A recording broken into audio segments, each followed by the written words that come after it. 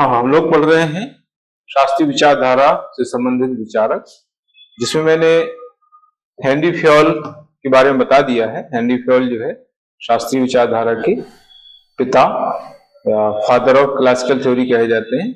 शास्त्रीय विचारधारा के अग्रणी प्रतिपादक इनको कहा जाता है। तो उनके बारे में हमने पढ़ लिया है।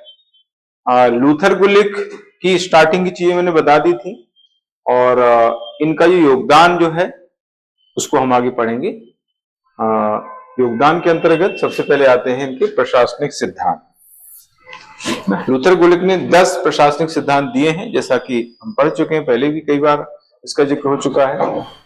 Papers on the science of administration 1937 में लूथर गुलिक तथा ओरविक ने पुस्तक लिखी। इसमें जो है लूथर गुलिक ने 10 सिद्धांत प्रतिपादित किए हैं, जिनके बारे में हम आगे चर्चा करने वाले हैं। इसमें पहला है कार्य विभाजन, डिवीजन ऑफ वर्क। ये हमने हेनरी फ्योल में भी पढ़ा है और यहाँ पर भी पढ़ रहे हैं। कार्य विभाजन मतलब विशेषज्ञता के आधार पर कार्यों का विभाजन करना। जो व्यक्ति जिस कार्य का विशेषज्ञ है उसे वो काम सौंपना, इसको कहते हैं कार्य विभाजन, डिवीजन ऑफ वर्क। तो ये तो हो गया है। विभागीय संगठन के आधार, ये दूसरा पॉइंट है एक्चुअली ना, दूसरा है ये विभागीय संगठन के आधार, दूसरा सिद्धांत है ये।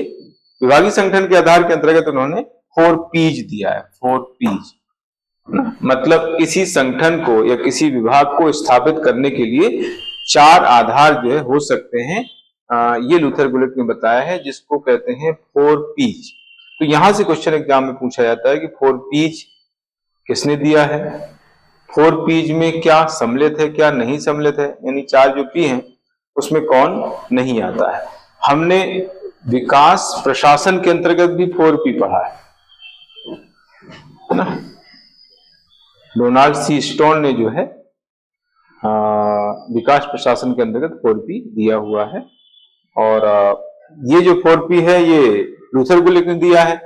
ये किससे संबंधित है, ये किसी संगठन या किसी विभाग के को स्थापित करने के आधार के अंतर्गत है, यानी किसी विभाग को 4 आधारों पर स्थापित किया जा सकता है, यानी उसकी स्थापना के 4 आधार हो सकते हैं।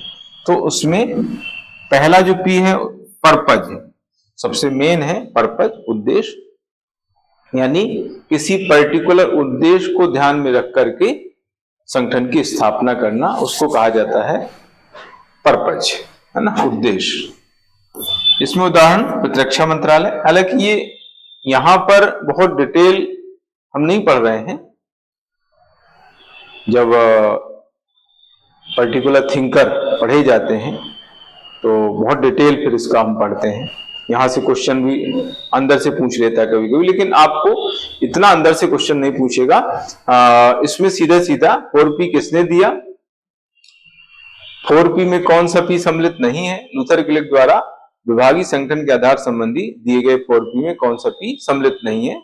इस तरह से क्वेश्चन इसमें बनेगा।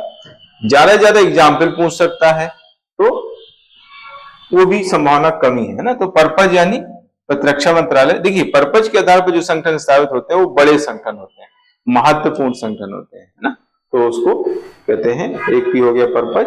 दूसरा प्रोसेस, प्रक्रिया के आधार पर, मतलब ऐसे संगठन जिनकी प्रक्रिया एक जैसी होती है उनको एक ही संगठन में, एक ही विभाग में रख दिया जाता है, सांख्यिकी विभाग।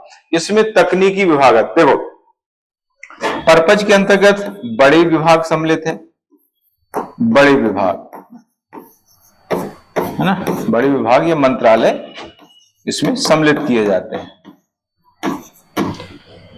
पर्पज के अंतर्गत, महत्वपूर्ण। प्रोसेस के अंतर्गत तकनीकी विभाग सम्मिलित है, तकनीकी संगठन ऐसा कह सकते हैं, तकनीकी संगठन या विभाग या मंत्रालय, है ना। तो प्रोसेस हो गया। प्लेस, पर्टिकुलर किसी स्थान को ध्यान में रख करके जो संगठन बनाए जाते हैं उनको कहते हैं प्लेस के आधार पर, स्थान के आधार पर बनने वाले संगठन। इसमें आवास एवं शहरी विकास मंत्रालय जो है ये प्लेस के आधार पर निर्मित संगठन है, मंत्रालय है ना। शहरी विकास मतलब पर्टिकुलर किसी शहर के विकास के लिए ये मंत्रालय काम करता है, इसलिए इसको बोलते हैं स्थान। पर्सन व्यक्ति विशेष के हितों को ध्यान में रख करके व्यक्ति विशेष के विकास के लिए जो मंत्रालय, जो संगठन, जो विभाग बनते हैं उनको कहा जाता है महिला एवं बाल विकास मंत्रालय, है ना। जैसे जनजाति कल्याण मंत्रालय भी इसमें आ जाता है ना। तो ये है इस तरीके से पर्सन के आधार पर बनने वाले संगठन। ये छोटे संगठन होते हैं, सबसे बड़े संगठन होते हैं पर्पज के आधार पर बनते हैं। तो ये है 4P, यहां से क्वेश्चन बनने की संभावना ज्यादा पाई जाती है। तो ये हो गया क्लियर।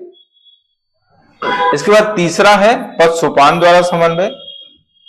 लूथर गुलिक ने अलग अलग तरीके से समन्वय स्थापित करने के संबंध में सिद्धांत प्रस्तुत किए हैं। पद सोपान द्वारा समन्वय मतलब पदसोपान के जरिए समन्वय स्थापित करना, मतलब इन्होंने पदसोपान को जो है समन्वय का एक अच्छा साधन माना है। जैसे मैंने बताया था कि पदसोपान के जरिए क्या होता है, सभी अधिकारियों तथा कर्मचारियों के मध्य कार्य का बंटवारा हो जाता है, अधिकार डिसाइड कर दिए जाते हैं, उत्तरदायित्व निर्धारित कर दिए जाते हैं, जिससे जो है उनके बीच सामंजस्य बना रहता है।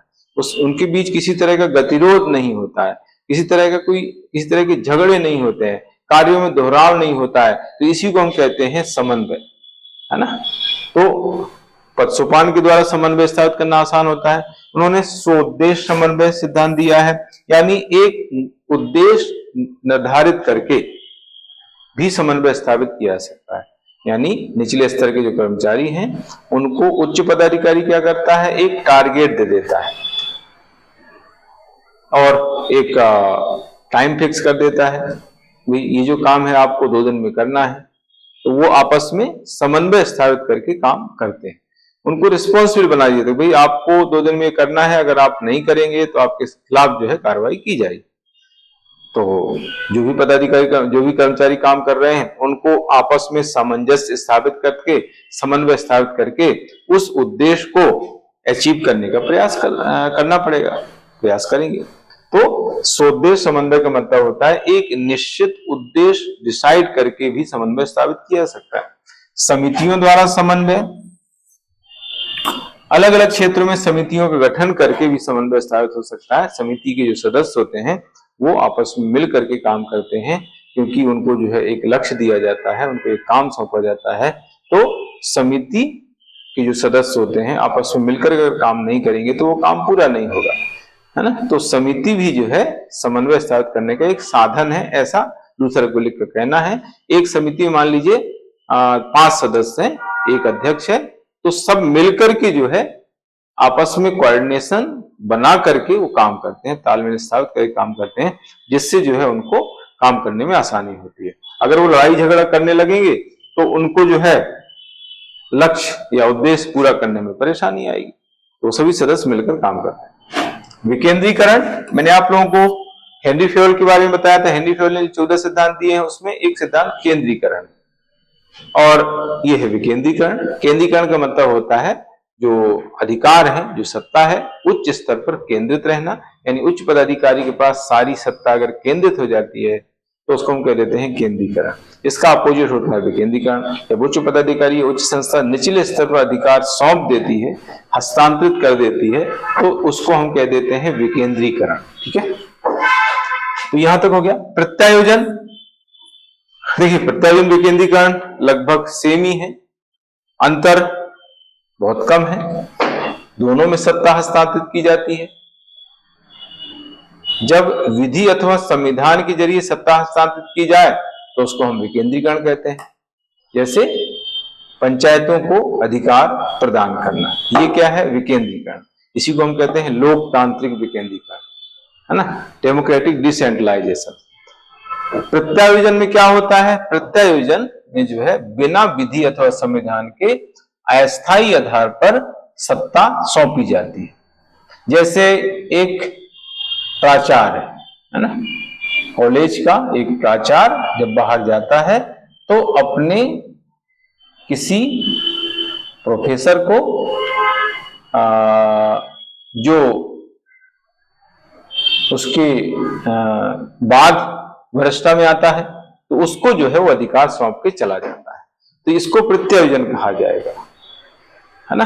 प्रत्यायोजन जो होता है वो बिना विधि के अस्थायी आधार पर सौंपा जाता है। विकेंद्रीकरण विधि अथवा संविधान के जरिए स्थायी आधार पर सौंपा जाता है। विकेंद्रीकरण एक संस्था दूसरी संस्था को करती है, सत्ता सौंपती है, विकेंद्रीकरण है। एक पदाधिकारी दूसरे पदाधिकारी को सत्ता सौंपता है, वो प्रत्यायोजन में उदाहरण दिया, प्राचार्य या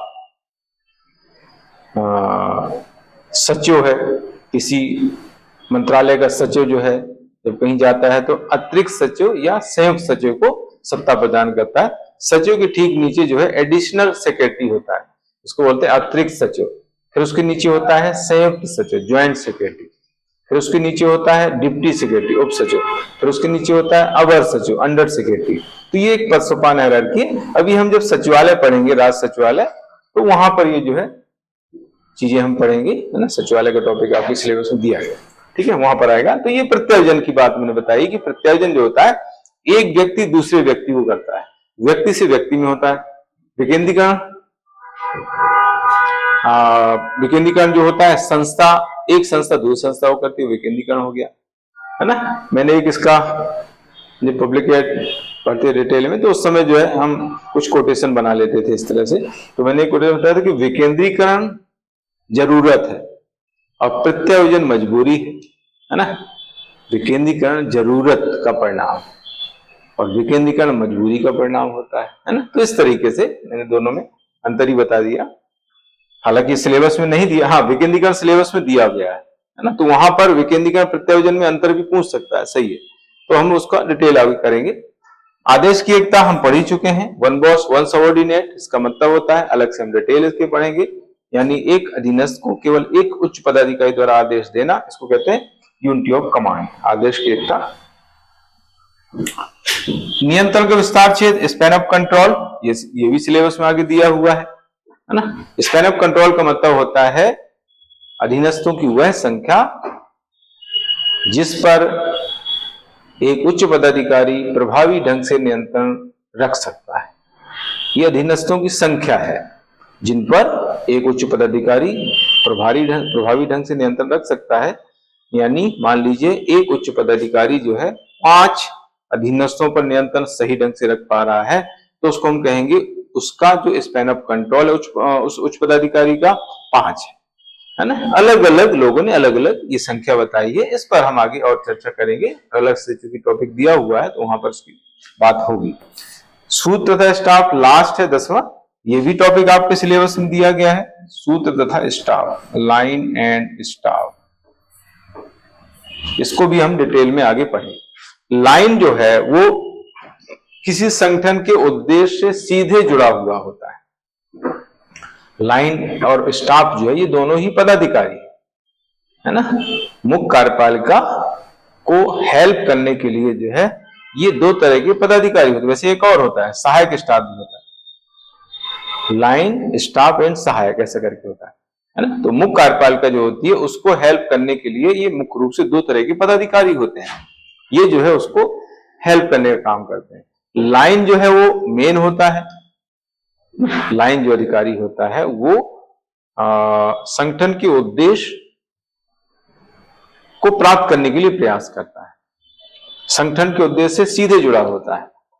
और जो स्टाफ है उस पदाधिकारी लाइन जो है उसको उद्देश्य को पूरा करने के लिए हेल्प करता है ना। स्टाफ जो होता है वो लाइन पदाधिकारी को उद्देश्य को पूरा करने के लिए, उद्देश्य की प्राप्ति के लिए उसको हेल्प करने का काम करता है। जैसे यहां पर मैं कहूं कि मंत्री है, मंत्री जो है लाइन है और सचिव उसका स्टाफ है।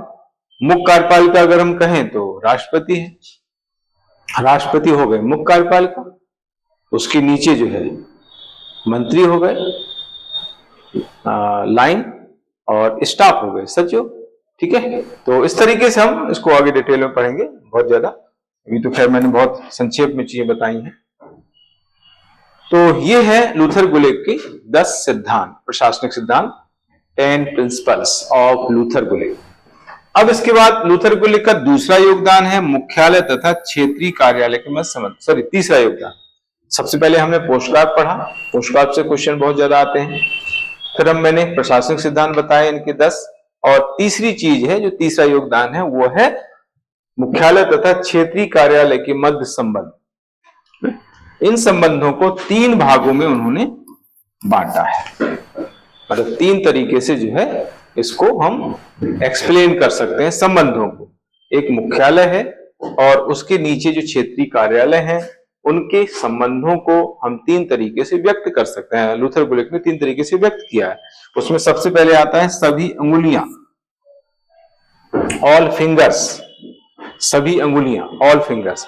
सभी अंगुलियां का मतलब यहां पर यह होता है कि जो उच्च पदाधिकारी है और अधीनस्थ कर्मचारी हैं, अधीनस्थ संस्थाएं हैं, उच्च स्तरीय संगठन और अधीनस्थ कार्यालय, इनके बीच जो है कोई भी मध्यस्थ कार्यालय नहीं होता है ना। ठीक है, मुख्यालय यानी उच्च जो संगठन है, मुख्यालय तथा क्षेत्रीय कार्यालय के मध्य कोई मध्यस्थ संगठन या मध्यस्थ कार्यालय नहीं होता है।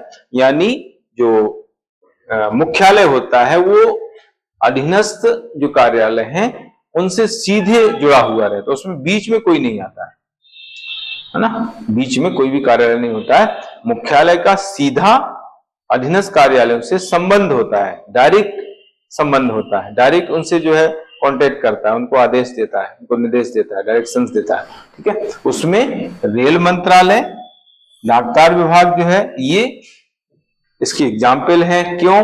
क्योंकि जैसे रेल मंत्रालय की हम बात करें तो रेल मंत्रालय एक्चुअली जो है केंद्र का मंत्रालय है, केंद्र का मंत्रालय होता है।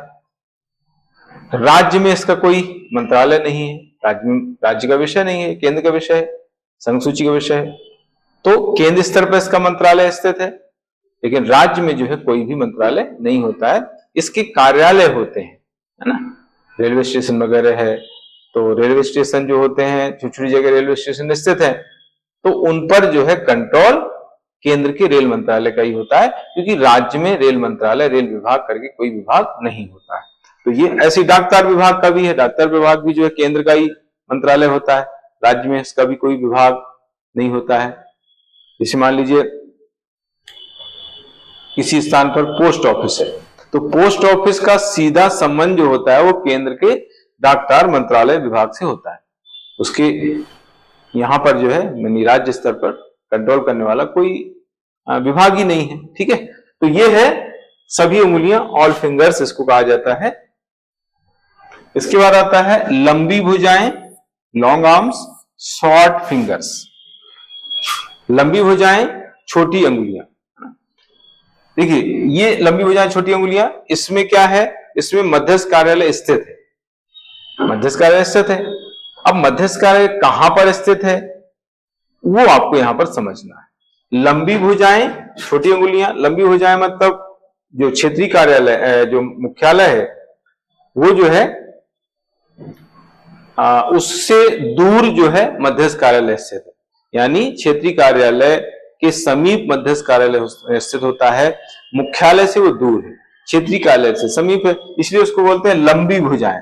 भुजाएं मतलब मुख्यालय, उंगलियां मतलब क्षेत्रीय कार्यालय, ऐसा हम समझ सकते हैं, है ना। तो लंबी मतलब भुजाएं लंबी हैं, यानी मुख्यालय से दूर स्थित है मध्यस्थ कार्यालय, लेकिन छोटी अंगुलियां हैं, यानी जो स्थानीय कार्यालय हैं उनसे, उनके समीप स्थित है ना। तो मुख्यालय तथा क्षेत्रीय कार्यालय के मध्य मध्यस्थ कार्यालय स्थित होता है। पहले ये समझना है आप लोगों को इसमें। फिर आपको समझना है कि जो मध्यस्थ कार्यालय वो कहां स्थित है ना। तो चूंकि यहां पर हम लिख रहे हैं कि लंबी भुजाएं हैं, यानी भुजाएं जो है लंबी है, यानी मुख्यालय से दूर है।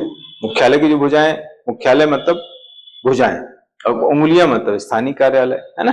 तो मुख्यालय से दूर है, क्षेत्रीय कार्यालय के समीप है मध्यस्थ कार्यालय, इसको हम कह दिया कि लंबी भुजाएं छोटी अंगुलियां, यानी मध्यस्थ कार्यालय की जो स्थिति है वो क्षेत्रीय कार्यालय के समीप स्थित है, लेकिन मुख्यालय के से दूर है ना। इसको हम लिख देंगे मुख्यालय से दूर, इसलिए उसको बोल देते हैं लंबी भुजाएं, मुख्यालय से दूर, है ना। मुख्यालय से दूर है मतलब भुजाएं लंबी है।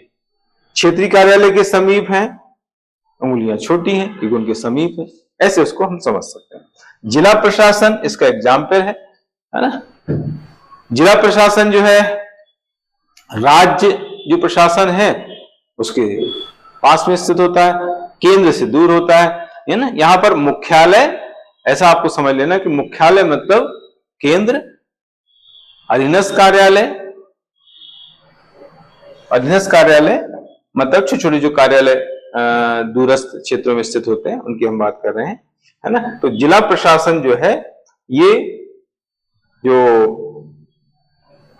स्थित होता है, ये क्षेत्रीय कार्यालय है, एक क्षेत्रीय कार्यालय है जो राज्य प्रशासन के समीप स्थित होता है ना। राज्य प्रशासन के समीप है, लेकिन जो है केंद्रीय प्रशासन से काफी दूर होता है जिला प्रशासन। तो इस तरह से हम उसको समझ सकते हैं। छोटी भुजाएं तथा लंबी अंगुली, इसका जस्ट अपोजिट आप कर दो। छोटी भुजाएं मतलब भुजाएं छोटी, यानी जो मुख्यालय है उसके समीप है। यहां पर मध्यस्थ कार्यालय स्थित है, लेकिन वो कहां पर स्थित है वो डिपेंड करता है इस पर। मुख्यालय के समीप है और जो क्षेत्रीय कार्यालय उनसे दूर स्थित है मध्यस्थ कार्यालय, इसलिए उसको कहते हैं छोटी भुजाएं। भुजाएं छोटी हैं, अंगुलियां लंबी हैं। अंगुलियां लंबी है मतलब जो क्षेत्रीय कार्यालय है उनसे दूर मध्यस्थ कार्यालय स्थित है और मुख्यालय के समीप है। तो वही इसमें बताया गया है कि मध्यस्थ कार्यालय का मुख्यालय के समीप स्थित होना, मुख्यालय के समीप स्थित होना और क्षेत्रीय कार्यालय से दूर स्थित होना। क्षेत्रीय कार्यालय से दूर स्थित होना, दूर स्थित होना, ये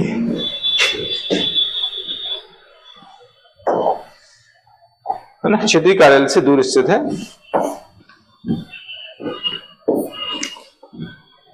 तो यहां तक हो गया। इसका उदाहरण सचिवालय है, क्योंकि सचिवालय कहां स्थित होता है, सचिवालय जो है क्षेत्र मुख्यालय के पास में स्थित होता है ना। सचिवालय केंद्र में भी स्थित है, सचिवालय राज्य में भी स्थित है, तो जो भी है मुख्यालय उसके पास में जो सचिवालय स्थित होता है। जिला प्रशासन जो है उससे दूर स्थित होता है। तो ऐसे हम इसको उदाहरण के तौर पर बता सकते हैं। तो ये क्लियर हो गया। हालांकि ये बहुत इंपॉर्टेंट नहीं है, ये चीज मैंने जो बताई है, और ये रेयर केस में ही यहां से क्वेश्चन बनेंगे। सिद्धांत पूछ सकते हैं लूथर गुलिक से, लूथर गुलिक के सिद्धांत, लेकिन ये जो मैंने बताया है मुख्यालय तथा क्षेत्रीय कार्यालयों के बीच जो संबंध है, इसके क्वेश्चन बहुत रेयर केस में पूछे जाएंगे। तो इस तरीके से ये लूथर गुलिक टॉपिक पूरा हो गया। अब इसमें आते हैं एल उर्बिक। अगले हैं एल उर्बिक, लिंडल उर्बिक, लिंडल उर्बिक यानी एल उर्बिक। लूथर गुलिक जो है, लूथर गुलिक मैंने बताया जापान के थे। एल उर्बिक जो है ये ब्रिटेन के रहने वाले, और ये इनकी जो शिक्षा है ब्रिटेन में हुई। ऑक्सफोर्ड विश्वविद्यालय ब्रिटेन के बहुत फेमस विश्वविद्यालय है, यूनिवर्सिटी है ब्रिटेन में, वहां पर हुई। इनका जो पेशा है प्रबंधकीय सलाहकार तथा इतिहासकार है ना, प्रबंध सलाहकार तथा इतिहासकार जो है इनका खास पेशा या प्रोफेशन था इनका। प्रथम विश्व युद्ध के समय ये लेफ्टिनेंट कर्नल के पद पर थे, है ना। प्रथम विश्व युद्ध जब चल रहा था उस समय जो है ब्रिटिश सेना में, है ना, लेफ्टिनेंट कर्नल किस में थे, ब्रिटिश सेना में, ब्रिटिश सेना में लेफ्टिनेंट कर्नल के पद पर थे। और इसलिए जो है इनको सैनिक जो प्रशासन है वो बहुत ज्यादा प्रिय था, उससे बहुत ज्यादा प्रभावित थे, क्योंकि उसमें रहे भी, है ना। तो ये इस तरह से इनकी प्रारंभिक जानकारी मैंने बताई है। इनकी फिर पुस्तकें मैंने यहां पर मेंशन की हुई हैं ना। पुस्तकों से संबंधित क्वेश्चन ज्यादातर पूछे जाते हैं। पुस्तकें हैं, उनकी थ्योरीज हैं, उनके द्वारा दिए गए सिद्धांत हैं, उनकी कोटेशन है, ये क्वेश्चन बहुत ज्यादा एग्जाम में पूछे जाते हैं। ठीक है, अभी हम थिंकर जब पढ़ेंगे तो वहां पर जो है सारी चीजें और डिटेल में हम पढ़ेंगे। इनकी 3 पुस्तकें यहां पर मैं बताई। Element of administration, elements of administration, देखो एलिमेंट्स ऑफ पब्लिक एडमिनिस्ट्रेशन ये FM मार्क्स की पुस्तक है। ये केवल एलिमेंट्स ऑफ एडमिनिस्ट्रेशन, जरा जरा में फर्क आ जाता है, तो बहुत ज्यादा ध्यान रखना पड़ता है। एलिमेंट्स ऑफ पब्लिक एडमिनिस्ट्रेशन और एलिमेंट्स ऑफ एडमिनिस्ट्रेशन, ये elements of administration. Management of tomorrow, the making of scientific management, देखो साइंटिफिक मैनेजमेंट, ये साइंटिफिक मैनेजमेंट वैज्ञानिक प्रबंध ने दिया है, उनकी पुस्तक भी इसी नाम से है ना। Theories, principles and techniques of scientific management, ये उन्होंने पुस्तक लिखी है और बाद में साइंटिफिक मैनेजमेंट के नाम से जो है पुस्तक उनकी प्रकाशित हुई थी। तो उसमें भी साइंटिफिक मैनेजमेंट आ रहा है और यहां पर भी साइंटिफिक मैनेजमेंट, लेकिन इसमें क्या है, the making of scientific management. तो इसलिए कंफ्यूजन बहुत ज्यादा होता है, बच्चों को बहुत ध्यान रखने की जरूरत है ना, एक एक वर्ड में जो है अंतर आ जाता है। ठीक है, तो ये है the making of scientific management और टेलर की जो पुस्तक है principles and techniques of scientific management. तो इस तरीके से आपको ध्यान रखना है। ये यहां तक पूरा हो गया एल रुबिक के बारे में। इसके बाद फिर इनकी एक पुस्तक मेरी पार्कर फॉलेट की पुस्तक थी, जिसको इन्होंने और मैडकॉफ दोनों ने मिलकर के पूरा किया है ना। डायनेमिक एडमिनिस्ट्रेशन पुस्तक है ये, मेरी पार्कर फॉलेट ने स्टार्ट की थी, कंप्लीट की, मतलब स्टार्ट किया था, कंप्लीट नहीं कर पाई थी वो। तो उसको पूरा करने का काम जो है उर्विक तथा मैडकॉफ द्वारा किया गया। ये भी बहुत महत्वपूर्ण फैक्ट हो जाता है, यहां से क्वेश्चन बन सकता है कि मेरी पार्कर फॉलेट की जो पुस्तक है डायनेमिक एडमिनिस्ट्रेशन, उसको किसने पूरा किया, है ना। तो उर्विक और मैडकॉफ ने पूरा किया। मेरी पार्कर फॉलेट का डिटेल हम आगे अलग से पढ़ेंगे, क्योंकि नेट सेट के सिलेबस में मेरी पार्कर फॉलेट अलग से दी हुई है, तो वहां पर हम उसको पढ़ेंगे। फिर आगे इनके 8 सिद्धांत है टोटल। एल उर्विक ने 8 प्रशासनिक सिद्धांतों का प्रतिपादन किया है। तो उसमें पहला है उद्देश्य का सिद्धांत। उद्देश्य का सिद्धांत ये कहते हैं कि हर संगठन का एक उद्देश्य निश्चित होना चाहिए, निर्धारित होना चाहिए और स्पष्ट होना चाहिए, परिभाषित होना चाहिए। परिभाषा का सिद्धांत भी उन्होंने दिया है। एक तो उद्देश्य डिसाइड होना चाहिए कि भाई क्या उद्देश्य है, उसके हिसाब से जो है लोग काम करते हैं ना, और फिर उसकी परिभाषित होना चाहिए जो आगे दिया हुआ। तो उद्देश्य का सिद्धांत हो गया। अनुरूपता का सिद्धांत। अनुरूपता का सिद्धांत मतलब है प्रिंसिपल ऑफ करेस्पॉन्डेंस, इंग्लिश में लिखा हुआ है। प्रिंसिपल ऑफ करेस्पॉन्डेंस का मतलब होता है कि सत्ता और उत्तरदायित्व एक दूसरे के अनुरूप होना चाहिए, है ना। जितनी सत्ता हो उसके हिसाब से उत्तरदायित्व सौंपा जाए, इसको कहते हैं अनुरूपता का सिद्धांत। इसी तरह का सिद्धांत जो है हेनरी फ्योल ने दिया है। उन्होंने सत्ता तथा उत्तरदायित्व ऐसा करके दिया है और इन्होंने जो है उसको अनुरूपता का सिद्धांत बोल दिया। चीज लगभग वही है ना। इसमें वही उन्होंने कहा कि सत्ता के अनुरूप उत्तरदायित्व, जितनी सत्ता हो उसी हिसाब से उसी के अनुरूप जो उत्तरदायित्व दिया जाए। मतलब अगर सत्ता ज्यादा है उत्तरदायित्व कम है तो सत्ता का दुरुपयोग होगा, सत्ता कम है उत्तरदायित्व ज्यादा होगा तो उत्तरदायित्व पूरा नहीं हो पाएगा, है ना। तो इस तरीके से उन्होंने बात कही है। उत्तरदायित्व का सिद्धांत, उत्तरदायित्व निर्धारित होना चाहिए। देखो, अनुरूपता का सिद्धांत कहता है कि सत्ता के अनुरूप उत्तरदायित्व होना चाहिए, और उत्तरदायित्व का सिद्धांत कहता है कि हर पदाधिकारी का, हर कर्मचारी का एक उत्तरदायित्व डिसाइड होना चाहिए, जिससे जो है वो संगठन के लिए अच्छा काम कर सके। उत्तरदायी अगर नहीं ठहराया जाएगा तो काम ही नहीं करेगा।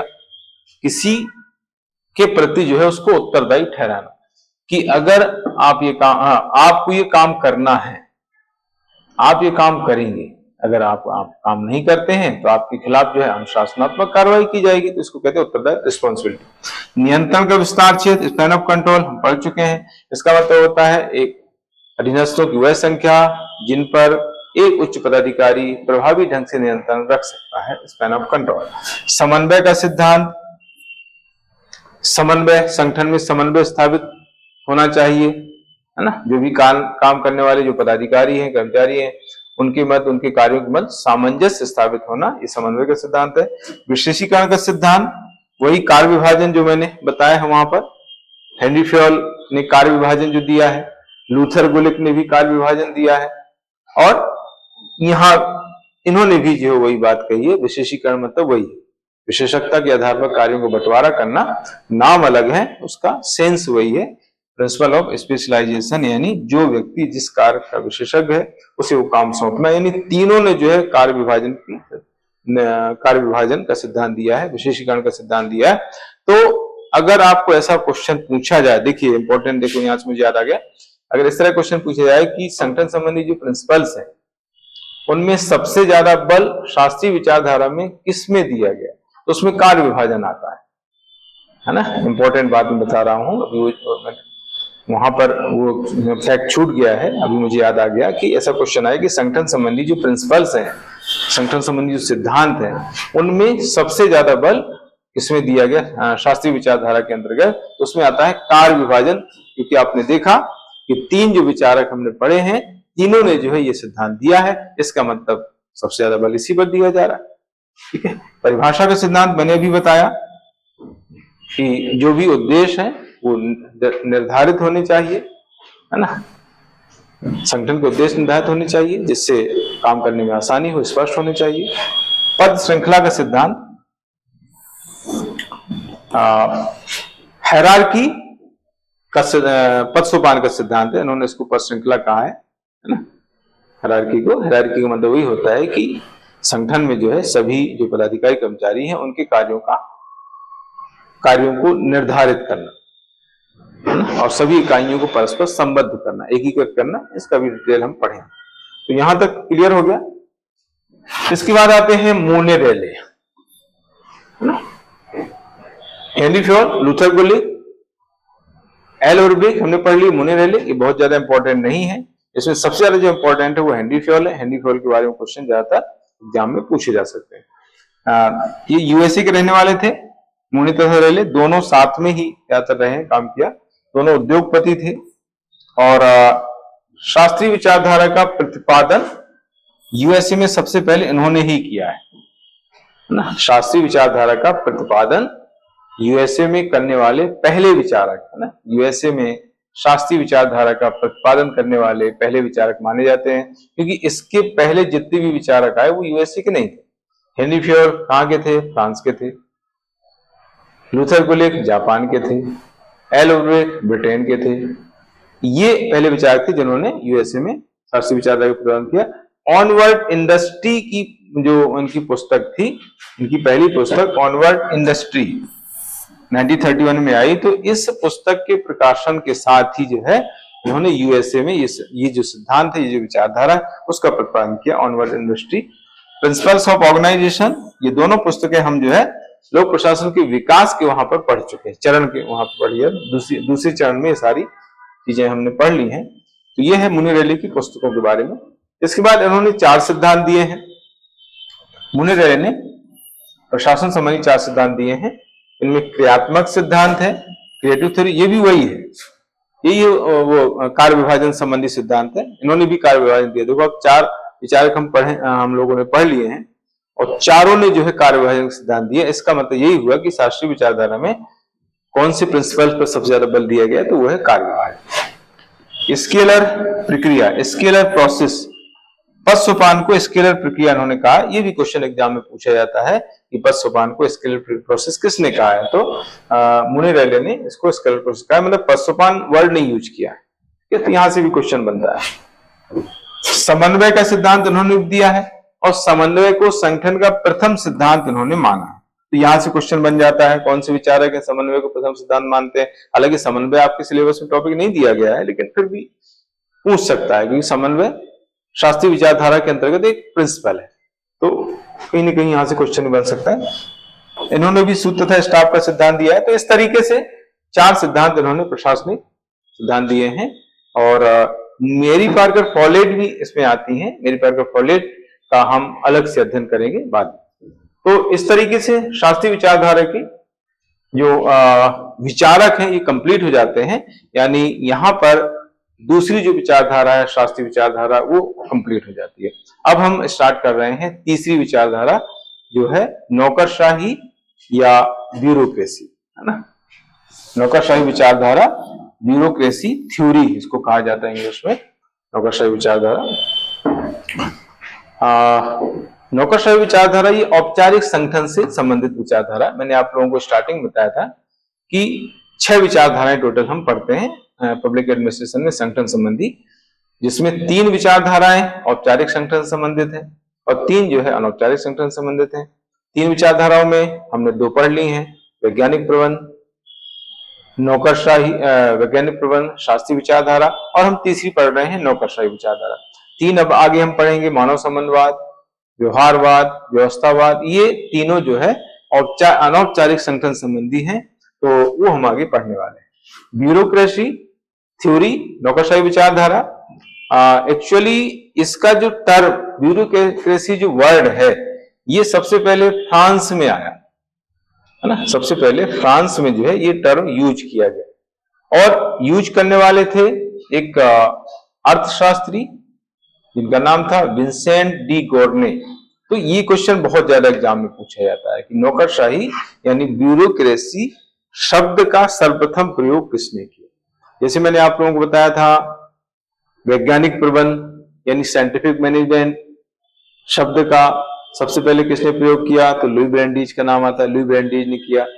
ऐसे ही विकास प्रशासन यानी डेवलपमेंट एडमिनिस्ट्रेशन शब्द किसने दिया, तो ये यूएल गोस्वामी जो भारतीय थे उन्होंने दिया। तो यहां से क्वेश्चन इस तरह से फैक्चुअल बहुत ज्यादा एग्जाम में पूछे जाते हैं, ध्यान रखना है।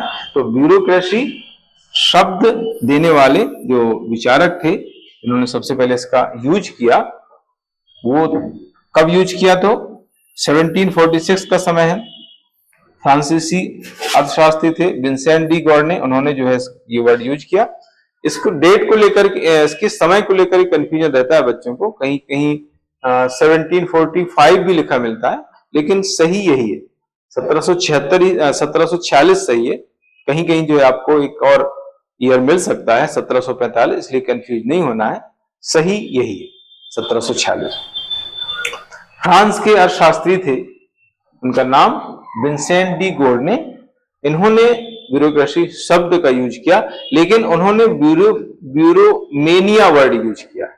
ब्यूरोमेनिया मतलब इसका सबसे पहले जो प्रयोग है एक बीमारी के रूप में किया गया। तो यहां से भी क्वेश्चन बन जाता है कि ब्यूरोक्रेसी शब्द का सर्वप्रथम प्रयोग किस रूप में किया गया, तो एक बीमारी के रूप में किया और बीमारी का नाम उन्होंने लिया ब्यूरोमेनिया।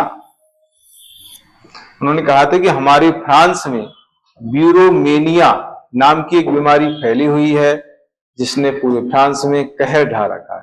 इस तरीके से उन्होंने ये वर्ड यूज किया।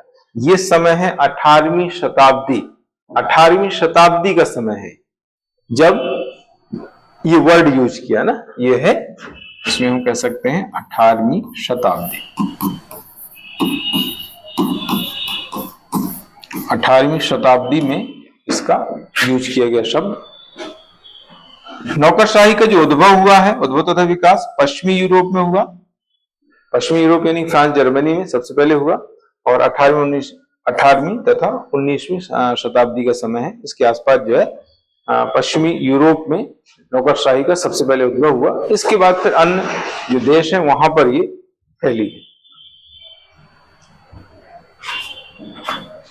नौकरशाही के उदय के लिए जो उत्तरदायी कारक हैं वो यहां पर मैंने बताए हुए हैं। सबसे ज्यादा जो उत्तरदायी कारक है वो पूंजीवादी व्यवस्था है ना। मैक्स वेबर ने, कार्ल मार्क्स ने इसी को सबसे ज्यादा उत्तरदायी बताया। तो यहां से भी क्वेश्चन आ जाता है कि नौकरशाही के उदय के लिए सर्वाधिक उत्तरदायी कारक कौन सा है, तो आता है पूंजीवादी व्यवस्था।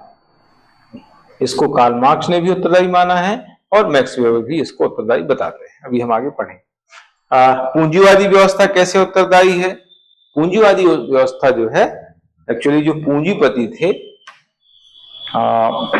उनको उद्योग के संबंध में ज्ञान था, पैसे कैसे कमाना है ये ज्ञान था, लेकिन प्रशासन के संबंध में उनको कोई ज्ञान नहीं था। तो पूंजीवादी जो व्यवस्था स्थापित हुई तो पूंजीपतियों ने जो है नौकरशाही व्यवस्था को विकसित किया। अपने हेल्प के लिए जो है उन्होंने नौकरशाहों को रखा। तो यहीं से जो है नौकरशाही का विकास हो जाता है, उद्भव हो जाता है ना। तो ये मेन कारक है। लोकतांत्रिक व्यवस्था, लोकतंत्र की स्थापना से जो है, लोकतंत्र में क्या है, जनप्रतिनिधि काम करते हैं, मंत्री सांसद विधायक काम करते हैं और उनको भी जो है प्रशासन का कोई ज्ञान नहीं होता है, तो उनको हेल्प करने के लिए प्रशासनिक अधिकारियों की नियुक्ति हुई। इससे नौकरशाही का विकास हो जाता है ना। देखो नौकरशाही मतलब लोक सेवक, प्रशासनिक अधिकारी है ना, सचिव, ठीक है, इन सभी को हम नौकरशाही बोलते हैं। कलेक्टर वगैरह हो गए, है ना, पुलिस हो गई, डीएसपी है, डीआईजी है, आईजी है, डीजीपी है ना, पुलिस कमिश्नर है, ये सब क्या है, नौकरशाह है। और इनकी कार्य करने की जो पद्धति है वो नौकरशाही हो जाती है। ऐसे अभी आगे उसका डिटेल आएगा। मुद्रा अर्थव्यवस्था की स्थापना। मुद्रा अर्थव्यवस्था पहले क्या चलता था, पहले वस्तु विनिमय चलता है ना, पहले वस्तु विनिमय का प्रचलन था। तो वस्तु विनिमय के समय में रखरखाव कोई प्रॉब्लम नहीं होती थी। वस्तु विनिमय के स्थान पर मुद्रा अर्थव्यवस्था का जब प्रचलन हुआ तो मुद्रा का रखरखाव, उसका कैलकुलेशन, है ना, उसको छापना है, उसको मार्केट में लाना है ना, और उसकी देखरेख करना है, उसको कंट्रोल करना है, उसका प्रसार करना है, इन सब के लिए जो है नौकरशाहों की जरूरत पड़ी, प्रशासनिक अधिकारियों की जरूरत पड़ी, जिससे जो है नौकरशाही का विकास हो जाता है। मुद्रा अर्थव्यवस्था की स्थापना, वस्तु विनिमय के स्थान पर जब मुद्रा अर्थव्यवस्था अस्तित्व में आई तो मुद्रा की देखभाल के लिए, मुद्रा का रखरखाव करने के लिए, मुद्रा छापने के लिए, मुद्रा को मार्केट में प्रसारित करने के लिए, इन सभी कामों के लिए जो है नौकरशाही की जरूरत पड़ी, जिससे जो है नौकरशाही का विकास हो जाता है। प्रोटेस्टेंट नैतिक नियम, एक्चुअली जो ईसाई धर्म है उसके दो संप्रदाय हैं, एक कैथोलिक है, एक प्रोटेस्टेंट है ना। कैथोलिक जो है ज्यादा धार्मिक होते हैं, प्रोटेस्टेंट जो है थोड़ा सा लॉजिकल होते हैं, तार्किक, तर्कपूर्ण होते हैं, है ना, तार्किक ढंग से सोचते हैं। तो उन्होंने जो नियम बनाए, उन नियमों को लागू कराने के लिए प्रोटेस्टेंट जो वर्ग था, संप्रदाय था, उसने जो नियम बनाए, उन नियमों को लागू करने के लिए, उनका पालन कराने के लिए भी नौकरशाही का उद्भव होता है, ऐसा कहा जाता है। सरकार के कार्यों में वृद्धि, सरकार के जैसे जैसे कार्यों में वृद्धि हुई, सरकार को हेल्प करने के लिए नौकरशाहों की जरूरत पड़ी, इससे नौकरशाही का विकास हो जाता है। तो इस तरीके से बहुत सारे कारण हैं, इसमें एक आध कारण हम और जोड़ सकते हैं।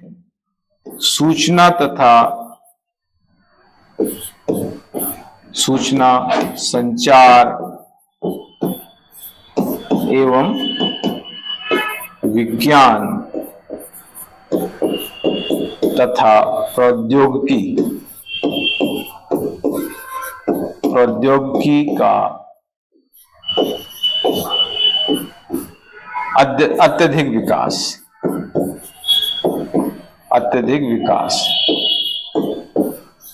है ना। इसके लिए टेक्निकल लोगों की जरूरत पड़ी ना, सूचना प्रौद्योगिकी है, विज्ञान प्रौद्योगिकी है ना। इसके विकास से क्या हुआ, इसके विकास से जो है जो टेक्निकल लोग थे उनकी जरूरत पड़ी, इससे भी जो है नौकरशाही का विकास हुआ। टेक्निकल लोग भी नौकरशाह होते हैं, नॉन टेक्निकल भी नौकरशाह होते हैं, ठीक है। तो इस तरीके से ये है इसके उत्तरदायी कारक। अब आगे इसका मीनिंग यहां पर मैंने लिखा हुआ है, नौकरशाही क्या होती है। देखिए, ब्यूरोक्रेसी, जो नौकरशाही का जो अंग्रेजी शब्द है ब्यूरोक्रेसी, उसमें दो शब्द जुड़े हैं। एक है ब्यूरो, है ना, ब्यूरो, और क्रेटिया, दो शब्दों से मिलकर के ये ब्यूरोक्रेसी बना है। ब्यूरो जो है फ्रेंच शब्द है, फ्रेंच भाषा का शब्द, और क्रेटिया जो है ग्रीक शब्द है ना। ब्यूरो क्या है, फ्रेंच शब्द है, और क्रेटिया जो है वो ग्रीक। तो यहीं से क्वेश्चन बन जाता है कि ब्यूरोक्रेसी में ब्यूरो किस भाषा का शब्द है। जैसे हम बजट पढ़ेंगे अभी, तो बजट तो अंग्रेजी है, लेकिन उसमें जो बोजेट है, बजट बोजेट से बना है, बोजेट शब्द जो है वो फ्रेंच भाषा का है। ऐसे ही जो है ब्यूरो भी फ्रेंच भाषा का शब्द है ना। और फ्रांस में ही जो है सबसे पहले इसका उद्भव होता है ब्यूरोक्रेसी का, है ना, नौकरशाही का। तो दो अलग अलग भाषाओं के शब्दों को मिला करके जो ब्यूरोक्रेसी बना है। ब्यूरो का मतलब होता है मेज या डेस्क, और कहीं कहीं जो है मेज में जो कपड़ा बिछाया जाता है उसको भी ब्यूरो बोल देते हैं, ऐसा भी पढ़ने में आता है कि कुछ जगह जो है ब्यूरो जो शब्द है वो मेज के ऊपर जो कपड़ा बिछाया जाता है उसको भी ब्यूरो नाम दिया जाता है। क्रेटिया का मतलब होता है सरकार या शासन, गवर्नमेंट, है ना। डेस्क या मेज और सरकार या शासन इंग्लिश में गवर्नमेंट। तो इस तरीके से इसका शाब्दिक अर्थ क्या हुआ? इसका शाब्दिक अर्थ हुआ डेस्क सरकार या मेज का शासन, है ना। डेस्क गवर्नमेंट या मेज का शासन, है ना। नौकरशाही ये ब्यूरो कृषि का शाब्दिक अर्थ है मेज या डेस्क का शासन या डेस्क सरकार, डेस्क गवर्नमेंट उसको इंग्लिश में कह सकते हैं। ठीक है, तो ये इसका शाब्दिक अर्थ है। अगर हम इसका व्यापक अर्थ देखें, व्यापक अर्थ, है ना, ये तो मैंने शाब्दिक अर्थ लिखा है। अगर व्यापक अर्थ हम देखें, यहां पर हम इसका व्यापक अर्थ बता सकते हैं। ये है शाब्दिक अर्थ, है ना, ये है शाब्दिक अर्थ और ये मैं व्यापक अर्थ लिखा हूं, ये भावार्थ। नौकरशाही योग्यता पर आधारित, योग्यता के आधार पर नियुक्त किए गए कार्मिकों का ऐसा समूह है जो पदसोपानवत ढंग से संगठित होता है तथा एक निश्चित अनुशासन तथा नियंत्रण के अधीन काम करता है।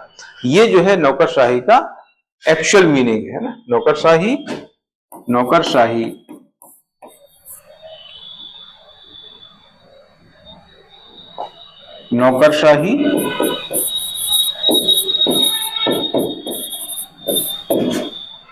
योग्यता के आधार पर नियुक्त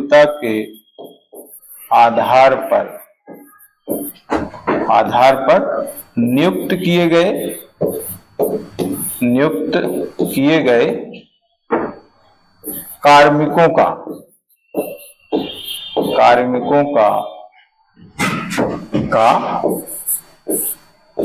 एक ऐसा समूह है जो पद सोपानवत मतलब हायरार्की, पद सोपानवत ढंग से संगठित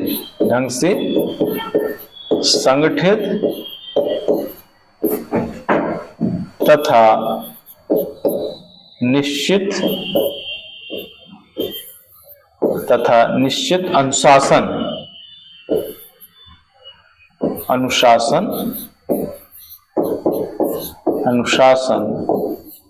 के अधीन कार्य करता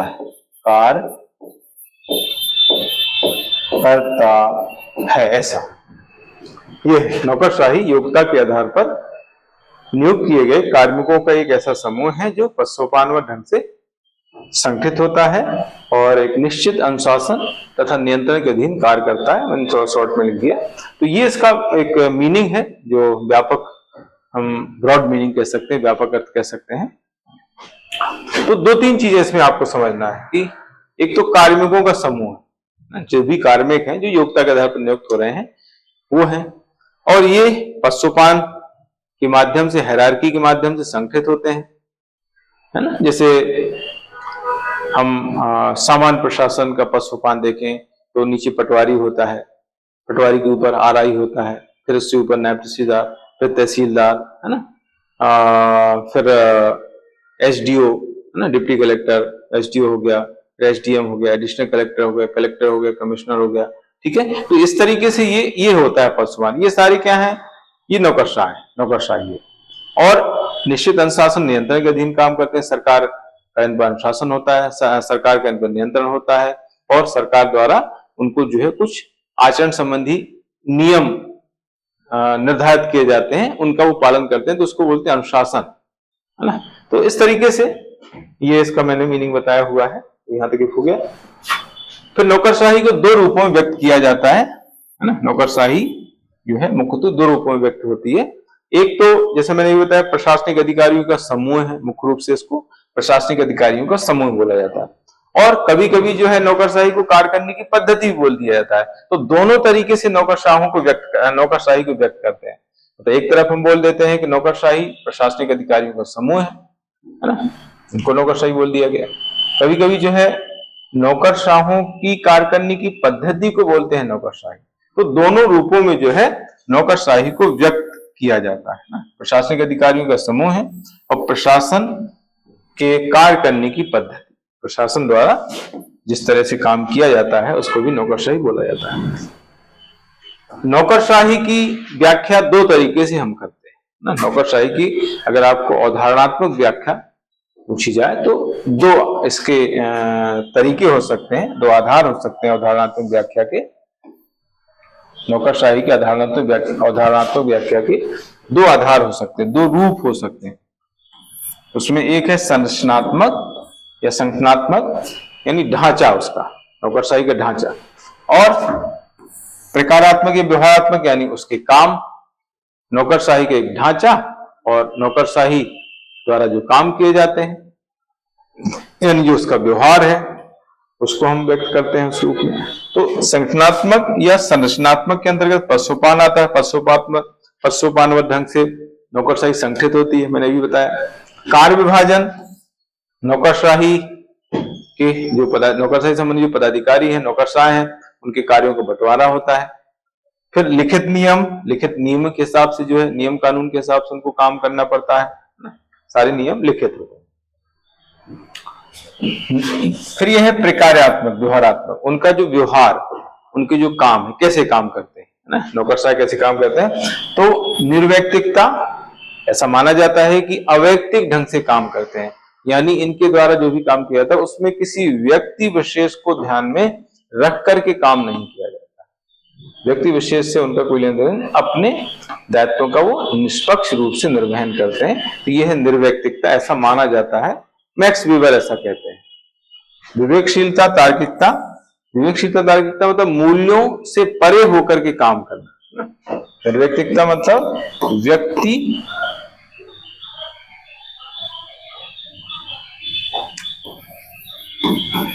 व्यक्ति विशेष को ध्यान में रखकर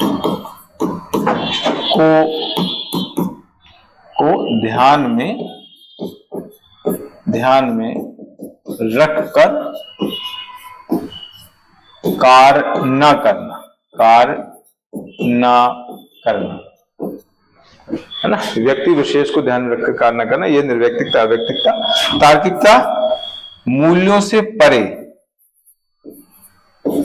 मूल्यों से प्रभावित हुए बिना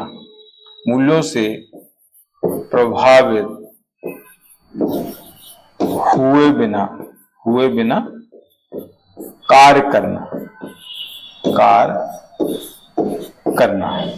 यह है तार्किकता। विवेकशीलता, इसके बारे में पढ़ चुके हैं। तटस्थता का मतलब होता है कि राजनीतिक मामलों में जो है अपने आप को अलग रखना, राजनीतिक मामलों से अलग रखना, राजनीतिक मामलों से अलग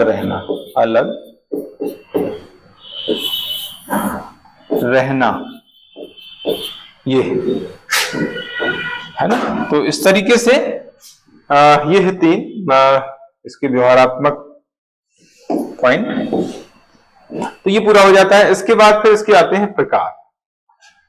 नौकरशाही के प्रकार संबंधी हम बात नेक्स्ट लेक्चर में करेंगे, है ना, क्योंकि बहुत सारे प्रकार हैं इसके। तो एक साथ प्रकार पढ़ेंगे तो ज्यादा इजी पड़ेगा। तो आज के लिए इतना ही। आप सभी जो है जुड़े रहें और बहुत इंपॉर्टेंट जानकारियां ऐसी मिलती रहेंगी। और अभी तो पब्लिकेट चल रहा है, इसके बाद फिर आगे अभी विचारधाराएं हैं, थिंकर्स हैं, वेस्टर्न थिंकर्स, इंडियन थिंकर्स, वो भी आएंगे।